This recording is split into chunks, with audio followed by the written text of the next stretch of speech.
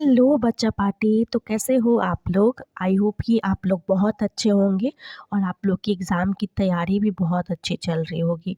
तो आज हम लोग पढ़ने वाले हैं रासायनिक अभिक्रिया एवं समीकरण का जो है वीवीआई सब्जेक्टिव क्वेश्चन, ऑब्जेक्टिव नहीं। तो चलिए स्टार्ट करते हैं, क्यों टाइम वेस्ट करना है ना।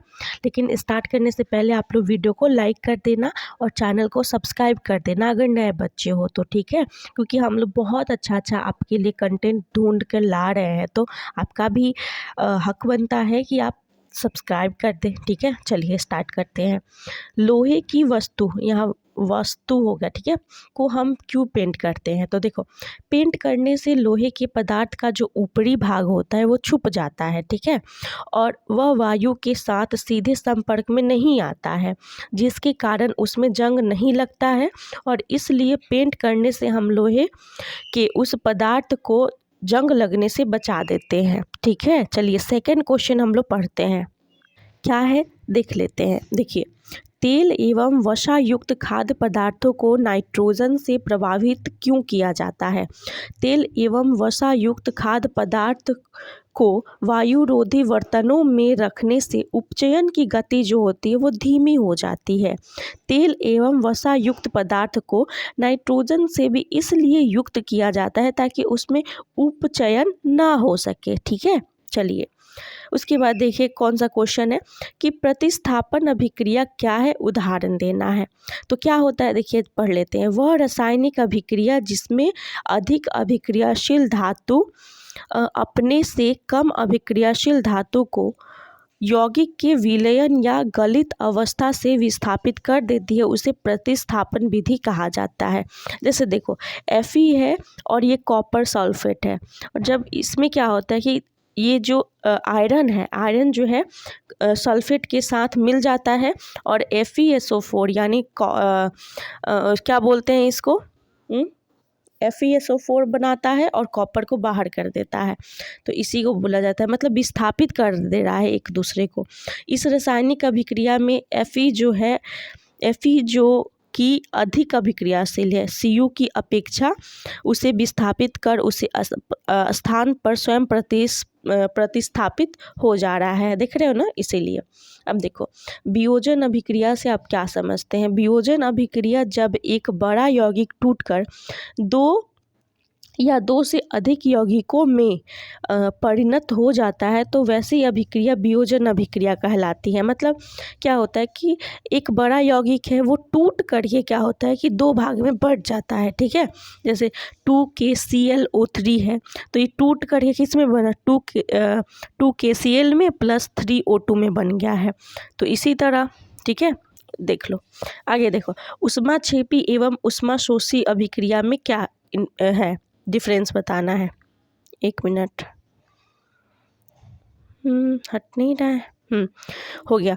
चलो ऊष्माक्षेपी पढ़ते हैं, ये इंपॉर्टेंट क्वेश्चन है, VVI है, ठीक है। ऊष्माक्षेपी अभिक्रिया क्या होती है? ऐसी अभिक्रिया जिसमें ऊष्मा निकलती है ऊष्माक्षेपी अभिक्रिया कहलाती है। जैसे मीथेन दहन की अभिक्रिया ऊष्माक्षेपी अभिक्रिया होती है। जैसे CH4 जो है एक गैस है, ठीक है, और प्लस O2 भी क्या है, गैस है, और ये क्या होता है CO2 और H2O बनाते हैं, और साथ में क्या होते हैं ऊर्जा, जो कि इतना होता है, ठीक है। तो ऊर्जा निकलती है, इसी को बोला जाता है। अब ऊष्मा शोषी देख लो, ऐसी अभिक्रिया जिसमें ऊष्मा अवशोषित होती है, मतलब एब्जॉर्ब करती है, उसको ऊष्मा शोषी अभिक्रिया कहते हैं। उदाहरण के लिए बेरियम डाइऑक्साइड तथा अमोनिया थायरोसाइनेट की अभिक्रिया ऊष्मा होती है, ऊष्मा शोषी होती है। देखो BaOH का whole twice dot H2O solid होता है और प्लस 2NH4SCN ये भी सॉलिड होता है। तो इसमें क्या होता है कि BaSCN का होल ट्वाइस बन जाता है, एक्वस में NH3 प्लस एक्वस निकलता है और प्लस 10H2O लिक्विड में निकल जाता है, समझिए। चलो उसके बाद देखो श्वसन को ऊष्माक्षेपी अभिक्रिया क्यों कहते हैं, वर्णन करना है। तो चलिए वर्णन करते हैं हम लोग। क्या है कि हमें जीवित रहने के लिए ऊर्जा चाहिए। यह ऊर्जा हमें भोजन से मिलती है जिसे हम खाते हैं। पाचन के दौरान भोजन सरल पदार्थों में क्या होता है, टूट जाता है। उदाहरण के लिए चावल, आलू तथा ब्रेड जो होते हैं कार्बोहाइड्रेट होते हैं और ये कार्बोहाइड्रेट टूटकर ग्लूकोज बनाते हैं। यह ग्लूकोज हमारे शरीर की कोशिकाओं में ऑक्सीजन से संयोग करते हैं और ऊर्जा प्रदान करते हैं। इस अभिक्रिया का नाम विशेष रूप से क्या है, श्वसन बोलते हैं। चलिए तो देखिए क्या है, C6H12O6 एक्वस में होता है प्लस 6O2 ये भी एक्वस में होता है। जब ये अभिक्रिया करता है तो 6CO2 बनाता है और साथ में 6H2O बनाता है, तो इसको बोला जाता है ऊर्जा। ठीक है, चलो उसके बाद है ग्लूकोज चूँकि श्वसन अभिक्रिया है से ऊष्मा उत्पन्न होती है और श्वसन अभिक्रिया भी जो होती है हम लोग उसको भी बोलते हैं ऊष्माक्षेपी। ठीक है, अब बात करते हैं उत्प्रेरक से आप क्या समझते हैं। तो देखो वैसे पदार्थ जो स्वयं रासायनिक प्रतिक्रिया में भाग नहीं लेते हैं लेकिन क्या करते हैं कि वो प्रतिक्रिया के वेग को बढ़ा देते हैं या घटा देते हैं, उसी को हम लोग बोलते हैं उत्प्रेरक, जिसको इंग्लिश में बोला जाता है कैटेलिस्ट। ठीक है, जैसे कि Fe उत्प्रेरक की उपस्थिति में बेंजीन के हाइड्रोजन परमाणु क्लोरीन के परमाणु को विस्थापित कर देता है। देखो यहाँ C6H6 है और साथ में क्लोरीन है, तो यहाँ पे जब रिएक्ट करेगा तो C6H5Cl बन जाएगा और HCl जो है बाहर निकल जाएगा। ठीक है, ये ध्यान रखना आप लोग। उसके बाद देखो रासायनिक अभिक्रिया से आप लोग क्या समझते हैं। जब कोई रासायनिक परिवर्तन होता है तो हम कहते हैं कि रासायनिक अभिक्रिया हुई है, जैसे कि भोजन पकना, अंगूर का किण्वन, ठीक है, सांस लेना आदि। ये सभी क्रियाएं जो होती हैं वो क्या है, किसके कारण होती हैं, रासायनिक अभिक्रिया के कारण नहीं होती है। चलिए उसके बाद क्या है कि बुझे हुए चूने के विलयन का उपयोग दीवारों की सफ़ेदी करने में क्यों की जाती है।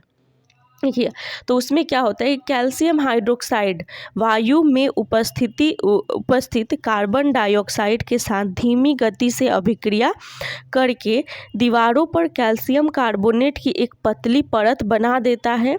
सफ़ेदी करने के 2-3 दिन बाद कैल्शियम कार्बोनेट का निर्माण होता है और इससे दीवार पर चमक आ जाती है। यही कारण है कि बुझे हुए चूने का जो विलयन का उपयोग हम लोग दीवार को सफ़ेद करने में यूज़ करते हैं। ठीक है, चलो तो यहीं तक लास्ट क्वेश्चन था। अगर आप लोग को वीडियो अच्छा लगेगा तो लाइक कर दीजिएगा और चैनल पे नए बच्चे हैं तो ज़रूर सब्सक्राइब कर लीजिएगा। Thank you so much.